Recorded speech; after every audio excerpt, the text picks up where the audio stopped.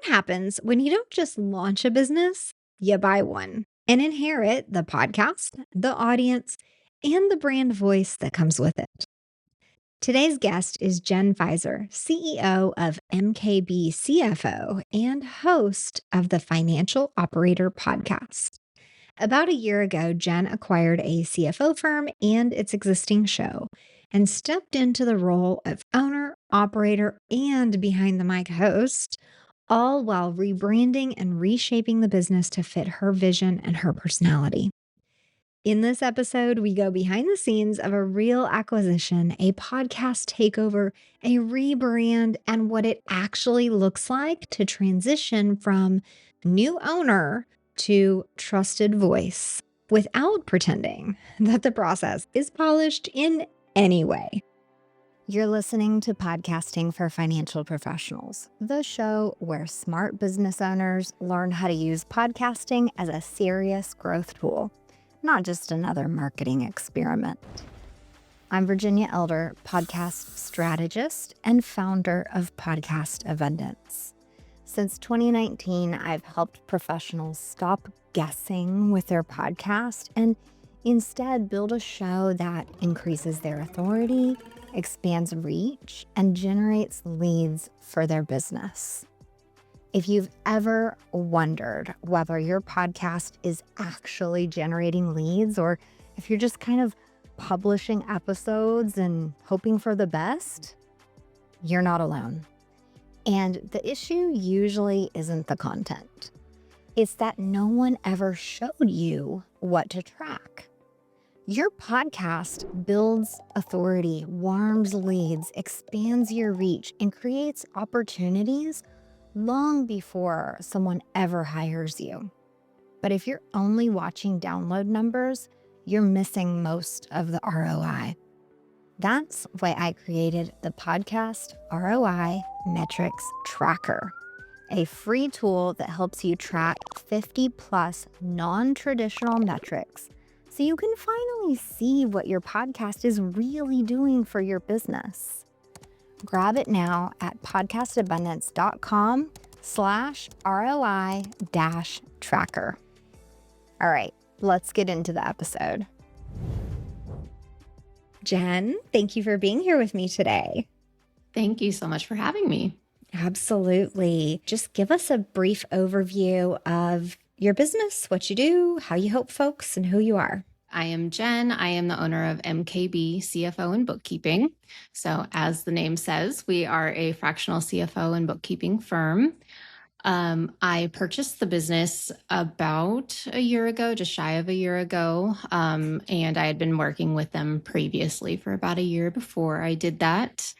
And I've been in the CFO space for probably 12 years, just working with small businesses, helping them keep more of their money, make more money, whatever it is that their goal is. That's kind of what I like to help them do, right? Like make it possible. So I always say that my role is not to tell them no, unless it's like a really terrible idea. But if it's just something that they want to do, like let's make it happen. Something that caught my eye on the website was that it said helping blue collar businesses. So share a little bit more about your ideal client and how their needs of a CFO might look differently than, I don't know, white collar company. I don't know. I would say that about 50% of our clients are in blue collar fields like home services, trades, construction, things like that. And really the reason that we got into that was because generally what happens is like one person goes out on their own, right? They've been a plumber for years and they go out on their own and they will be doing just fine. They might grow to, I don't know, 600,000-700,000, and they can do that by themselves. And then they think, okay, I need to grow. I want to add another plumber or more trucks. I need some admin help, whatever it may be. And that's when they start to get into trouble because it's like you think that the more people you have, the more money coming in, that means that you're more profitable. And usually that growth period is really tough because it's just expensive to grow. And if they're not prepared for that, that could be the time where they lose their business or they end up having to like descale from wherever they were at and kind of go back to that one-man show. So that's where we step in. We can offer a lot of that foresight and proactive financial guidance to help them in that CFO space. That's, like I said, 50% of our clients. Probably we do help others as well, because a lot of times the knowledge is applicable to whatever business you may have. But and then on the bookkeeping side, we actually started as just a CFO firm. And what we were finding is that the books were not updated ever. You mean plumbers don't keep good I books? know, it was What? crazy.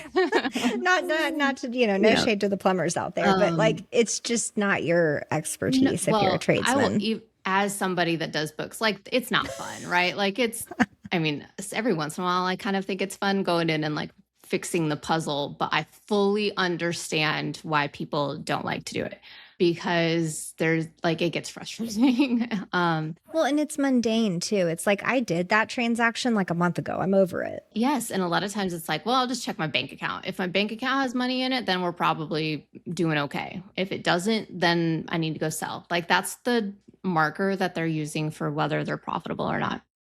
And then what happens is you get to the end of the year and you pull a P&L and it's like, oh crap. Either you made way more money than you think you did, and suddenly you have to pay taxes on that, or you made no money and you were just like, what was the point of all of this? So keeping your books updated, that helps me as the CFO give you good advice and not just guessing based on what we vibes. We're not living on vibes here. So that's really how those two pieces kind of came together. And a lot of times too, even, and I'm not speaking badly of like bookkeeping firms or CPAs or anything like that, but we would find that like a CPA firm, if they were hired to do the books, sometimes they would just do them like quarterly, or maybe right before tax season, they would get the entire year caught up, and they're just looking at it like, well, we need these numbers for taxes. So they're not thinking of it from a like managerial perspective of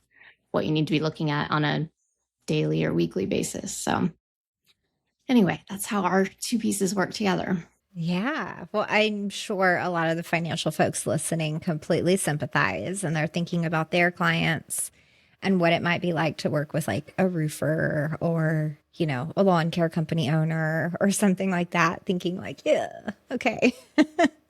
Something you mentioned from the top is that you, yeah, of course, have background in this field, but then you've worked with this company for about a year and then you bought the company or there was some kind of acquisition agreement within there. A lot of folks might be listening thinking like, as owners already, but they might know of someone who is at some point going to need to sell their business and thinking like, well, how do I even buy a business? Like, how does that work? How do I approach that conversation? I would love to hear just kind of how that worked out for you. So first, I love buying businesses, and it's not my personality type to start a business, right? Like for a long time, I wanted to be a business owner, but I felt like I needed to start one. And I was like, I don't know what I would want to start, right? So 5 years ago, I'd actually bought a coffee shop. So that was my first acquisition. And then I bought another one about a year or two later. So I kind of got like my feet wet with acquisitions several years ago, right? And that's when I was like, it clicked for me. I'm like, oh, I need to buy businesses. I don't need to go through the whole like startup phase, right? Like I can go in, figure out, do I have something that I can improve in what's already happening, and go from there. So I did those two acquisitions. Like I said, they were like 2019 and 2021, I feel like. And then just this past year, like you just mentioned, so I bought formerly Mills Knows Bills. So we rebranded into MKB because I am not Mills. And so we did that. And I added on another bookkeeping firm at the same time. So it was like, if we're going big, we might as well go big and just do it all together. Yeah. So 2 acquisitions was that last year? Yeah. Last 2025. Awesome. And so did Mills approach you about that, or did you approach her? How did that work? This is such a funny story because I thought I was in trouble. She sent me a text one day and she was like, "Can we talk?" Because you worked for her. So when you get a message, Yeah, and I was like, "Oh no." I was like, "A client's not happy or she's not happy, like something is going." And I don't know, maybe that's just like an anxiety thing with me. I was like, "Oh, what's wrong?" And so we hopped on a call and I'm like, I'm like rapidly trying to go through all my clients. And I'm like, is there something that I've done wrong? Did I miss something? Like, what happened? She's very like friendly. But like in the moment, she was just kind of like sitting there, just like, okay, like letting me ramble. And I'm like, okay, I'm getting myself into something. Anyway, we got to it. And then she was like, so I want to sell Mills Knows Bills. And I was like, that is not the direction that I thought this phone call was going to go in, right? And so basically she wanted to talk to me first to see if I was interested in buying it. Her and I had been friends for quite a few years prior to that. So, we knew each other pretty well. And yeah, so she approached me. I mean, instantly I knew it was a yes. I was just like, it makes sense. It's what I'm already doing. And I love owning businesses. So take the leap. So I guarantee you some people think like, I mean, don't you need like millions of dollars just sitting there to buy a business? Like, how do you do this? So would you kind of take us behind the scenes, give us some hints, whether it be the coffee shop or Mills No Bills? yes, of course. So like the coffee shops, and this is where I feel like putting it out into the universe in whatever way that you think, like sometimes things just fall into your lap, right? So the coffee shops, I was at a CFO for another company and we went to one of our vendors to just have like a conversation, and offhandedly he was like, "Do you know anybody that wants to buy a coffee shop?" And I'd never even ordered a latte everywhere. Like I was not a coffee drinker.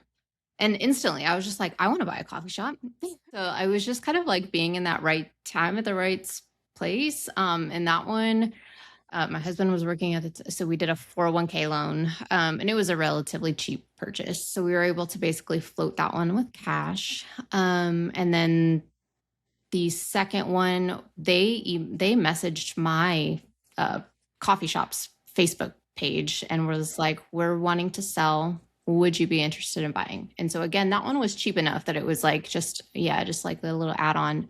And so that's how I ended up with that one. Like the bookkeeping firm, obviously Mills asked me, we were already working together, but that's the only one where I've been like actively already working for the company. But I think if you just kind of like let people know that you're interested in buying businesses, you'll have no, like the deals will come to you and then you make the decision on whether it's the right fit or not. But with Mills, we did kind of I did a down payment and then owner financing. So we did like a 2.5 year deal for owner financing. And so we just cash flow the payment there. Yeah, that's awesome. I think that's the biggest thing is that a lot of folks maybe don't realize that the owner might be willing to finance it, and that you could probably do something with minimal loans and maybe a period where you're working for the business and improving it and using that profit to pay the owner. Exactly. There's, SBA loans, which do generally require a down payment, but you might be able to talk, like maybe if they'll do seller financing for a portion of it and then you get the SBA loan for the other, you may not have to have any money down. But you can also like if you're buying a business and it's a fairly stable investment, which it's a business, so who knows? But like if it's something that's been around for a long time, you have experience running at least like at a somewhat high level, being in a business and understanding how it works. I mean, you could do like home equity loans or personal loans. Quick pause here because you host a podcast for your business, so this matters. Most podcast hosts judge their success by downloads or whether someone hires them directly from their show. But that's not how podcasting actually works. Your show is building authority, warming leads, improving visibility, and creating opportunities long before a sales conversation happens. The problem is, most business owners don't track any of that. So they get frustrated and assume the podcast isn't working because they haven't gotten a client directly from an episode. I created the podcast ROI Metrics Tracker to fix that. It's a free tool that helps you track 50 plus non-traditional metrics so that you can finally see the real return your podcasting is doing for your business. You can grab it right now at podcastabundance.com/ROI-tracker. All right, back to the episode.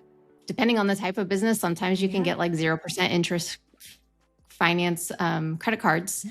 And because it's expensive when you first take over a business, I will say that, like, aside from just the purchase price, there's just a lot of things that go into it. There's insurance, and you may have to float payroll for a few weeks, rent, like all of those things that, depending on the type of business it is, you'll need some upfront cost covered. So it's simply not just like, here's the purchase price and you're good. Like, generally you have expenses that you have to take care of before there's money rolling in, but plan for that. But there's lots of creative ways to buy a business. I mean, I'm sure that you're looking at detailed reports and you kind of knew whether it was a good purchase or not, whether it's a profitable company or not. And if not, you could probably see something that was improvable almost immediately that you could make a better situation out of.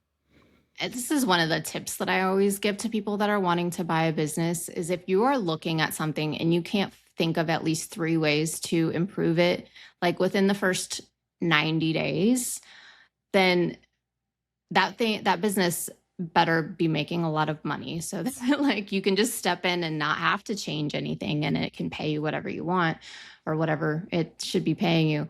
Or if you're going to buy it, like if it's kind of like teetering on that, like, well, it's either profitable or it could be profitable very soon, like you need to have a list of like, bam, bam, bam, these are what we're going to do to change things. And, from there, like, for instance, the coffee shop, I'll use this as an example. Basically, the first 2 things that I did, which worked out really well because I bought it in October of 2019, and we all know what happened in March of 2020. But I put app ordering in. Like, they didn't have any way to order ahead of time, and they did not have a drive-through. So we had app ordering, like literally week 1, I installed that. And then their marketing was pretty lacking. Like, they didn't ever post on socials. So we just did like daily posting. We need to get into the community. And so those were 2 things I was like, day 1, I can change those. And it made a big difference in our business. That's awesome.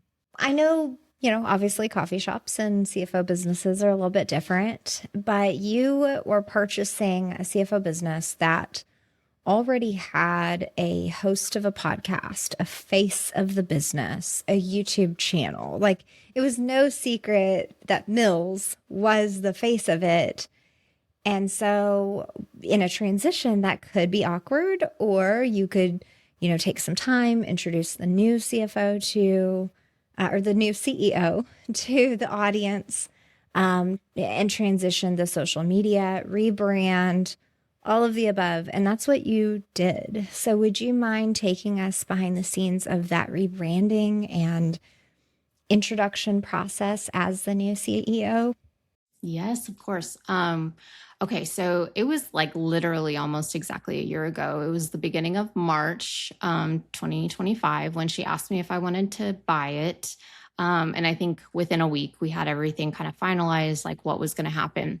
So we picked June 1st as the date, and we were like, okay, is that 2.5 months to basically start this transition before the transition actually happens.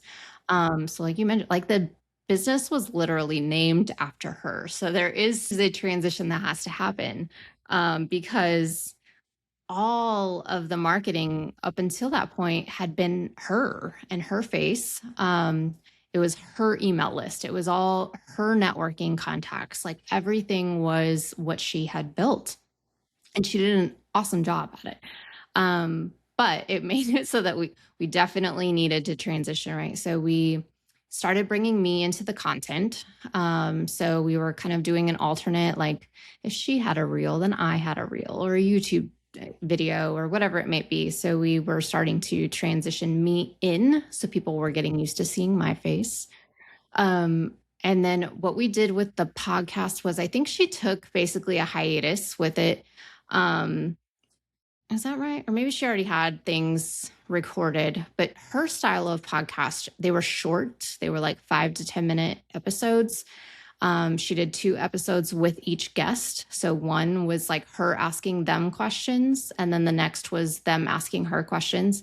But they were very like short, poignant questions, right? Like, let's get to the meat and potatoes, which was her style. Like, she is very just direct and to the point and can get it done in like 30 seconds. And I, as you can probably tell, I'm not that way. I'm like, I'm going to tell you the full backstory on everything that you need.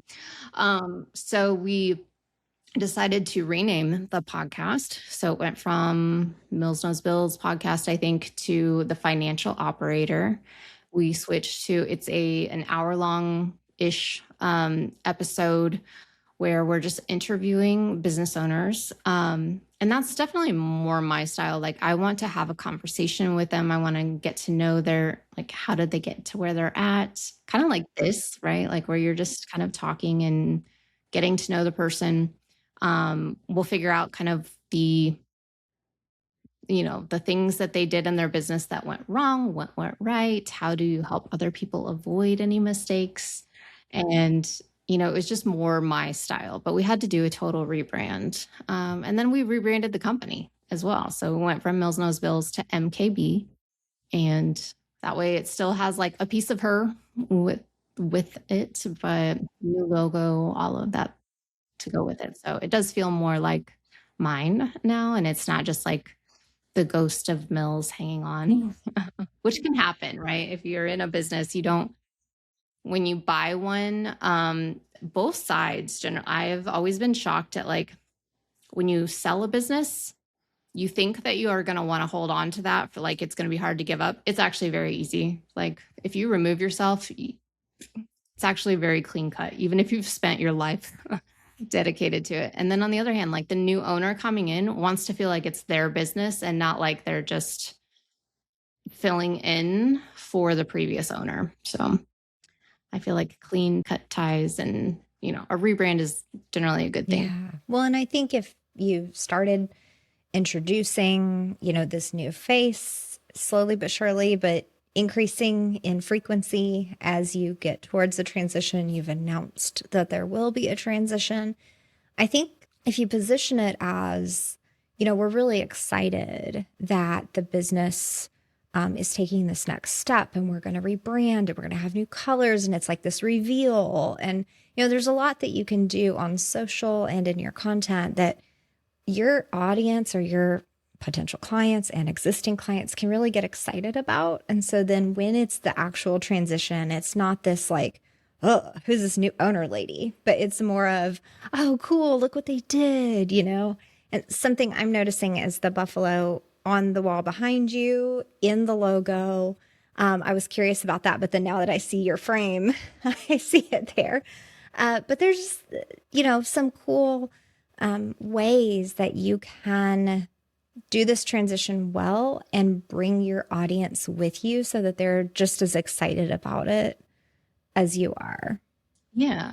And you don't have to like fit a like square peg into a round hole kind of thing. Like make it work for you. Like the podcast thing, like if I had tried to continue to do the podcast like she did it, first of all, I would have been miserable. Like I don't like doing that. But it also wouldn't have been good, right? Like it would have just been me trying to force it. And that's never good. So like make the changes that you need to make so that the business works for you and not the other way around. especially when you're thinking about podcasting. It's your face, it's your voice. Your approach might be slightly different, even though you did work for her. But then now that it's yours, there might be a different direction you want to take it in, or just some little nuance that might be different. So, what were your thoughts around, that interview style shift, as far as like your own positioning and attracting your ideal client using the podcast? So she was doing very like short and direct questions. And that was her style across basically all of the social media platforms. Very like short and concise.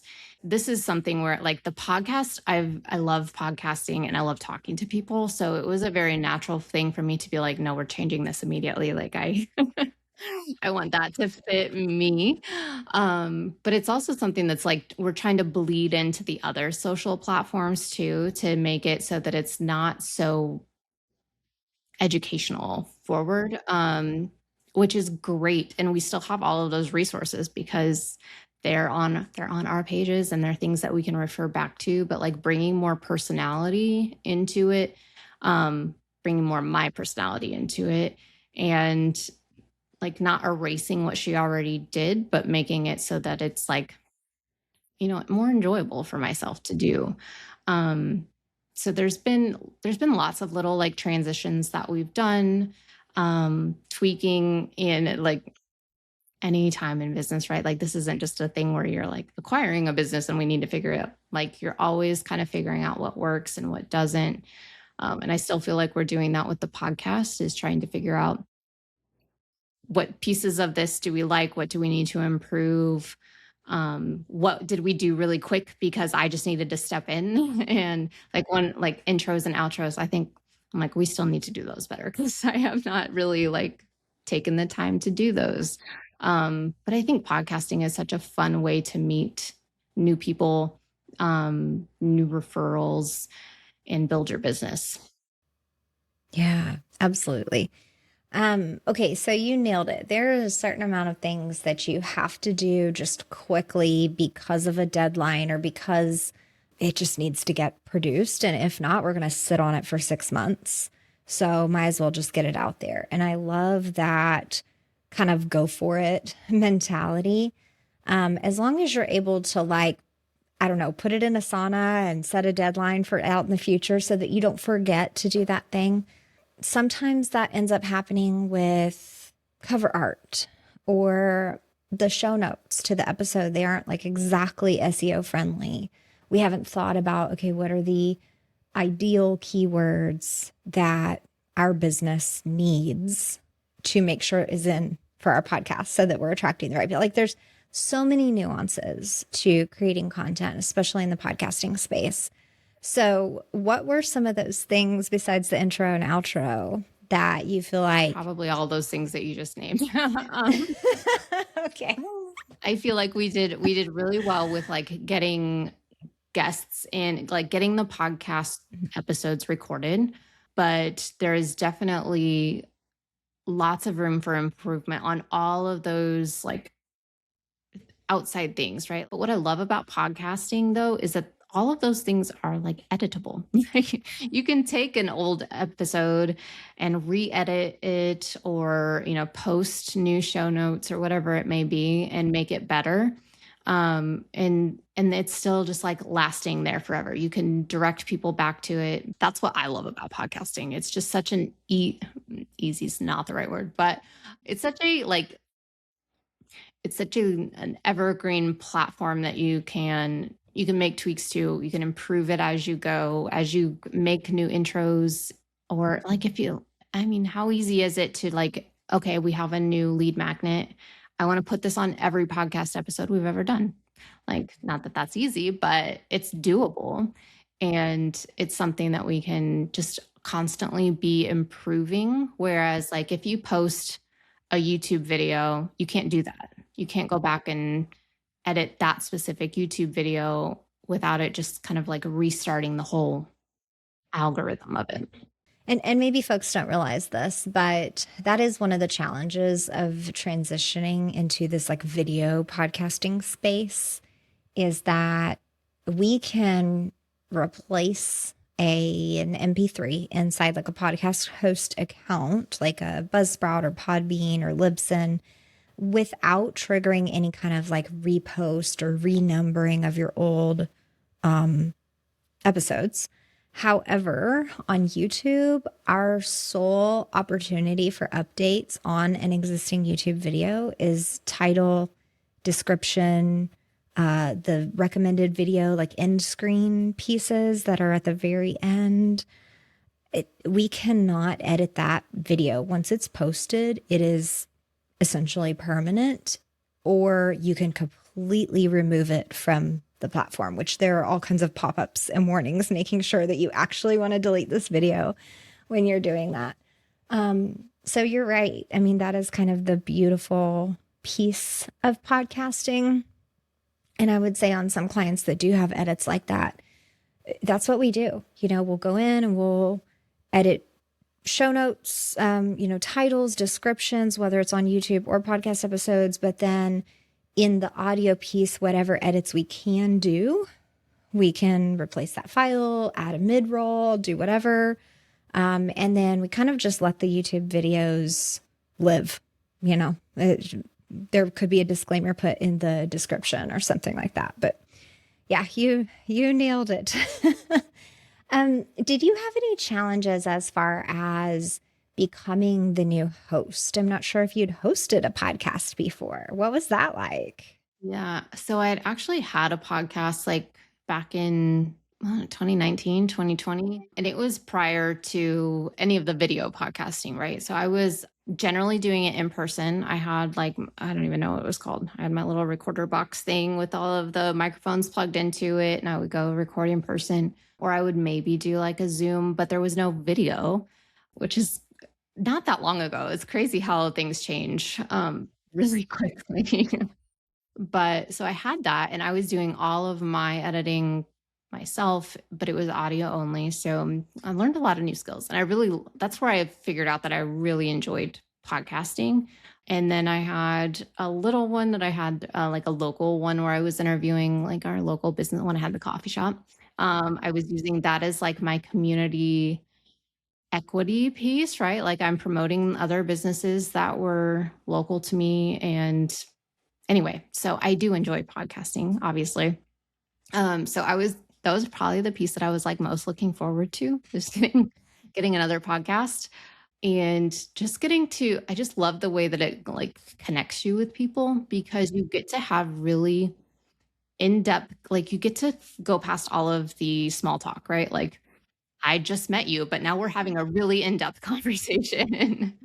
And I really loved that piece because it just kind of forces you into just like, okay, well, we're not going to sit here and talk about the weather for 20 minutes. Like, what can we talk about that makes a difference?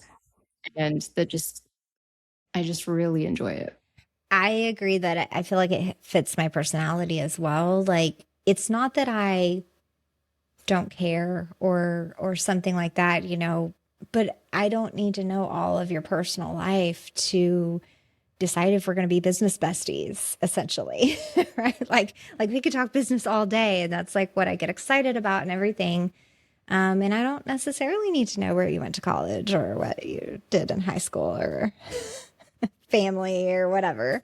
So, I agree. I thrive in the deeper conversations where potentially I'm learning something, but I also feel like I'm, producing something that a lot of people can learn from. And I know that's the goal for your business as well. You mentioned something about transitioning from education only content. Talk to me about that from a financial firm owner's perspective. Well, let's be real. Like, it gets boring listening to somebody just like talk at you and tell you all of these different things, right? Like, there's just, and not that the information isn't valuable, it is, but it needs to be done in a way that's more, I would say, like storytelling is, way better at teaching people what it is that you want them to know rather than being like, here are the 3 things that you need to do for tax time. Like, yes, that's helpful. But personality wise and whether they actually like you and want to work with you, they don't care. Like, they're going to assume that if you are an accountant or a CPA, like whatever it is, that you know those 3 things that you should do for tax time. So, I think it's people like to work with people that they like, right? So, like, make sure that it's something that's putting your personality out there and letting people even get a little peek at who you are and how you operate. I think that just attracts people to you. Yeah. To me, I feel like that's the piece that video does really well that may not always come through via audio. They can definitely hear, listeners can probably hear whether I'm smiling or not when I'm talking or whether I'm kind of bored, right? You're just gonna hear it in my tone. But what they won't hear is when I'm smiling and nodding at you because I really agree with something that you're saying or I identify with it or I did that or whatever, right? So that's the piece that I think video does is show, your eye contact or facial expressions. And to me, at least, I feel like I can know someone or feel closer to them when I see them on video versus only hearing their voice. Hearing their voice, it's going to take me I don't know how many episodes to feel like I know them, but the learning curve or adoption curve or whatever is so much faster with video. Putting a face to a voice makes so much more of an impact than just listening to somebody talk.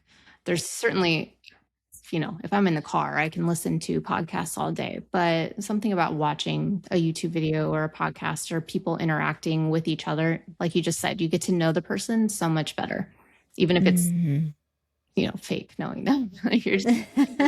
You think you know them. Exactly. They don't know who you are. Exactly. You mentioned something about lead magnets a while ago, and this is definitely a must-have strategy for business owners with a podcast because you can talk at folks all day long, but if you never offer them something in exchange for their email address, we all know how hard it is to build an email list and a potential client list. And this is one way that it's so much easier, better, faster. The folks who like what you're saying jump in, and the folks who don't or are not ready, you don't get their information. And so it's kind of a natural filter for us. And what's the worst thing? Like if you give people a lot of information and then they have to go Google what you just said and then they find somebody else, right? Like nobody wants that. Really good point. Really good point. I hadn't thought about that angle in a long time. I know you have a couple of calculators and downloadable options on the site. Was there any particular strategy with creating those? Did they already exist from MKB? Like, how did that work out? And were you like, okay, we have to mention these in every episode? Or how have you thought about your lead magnets with podcasting? You've probably brought up a great point that I need to focus on them more.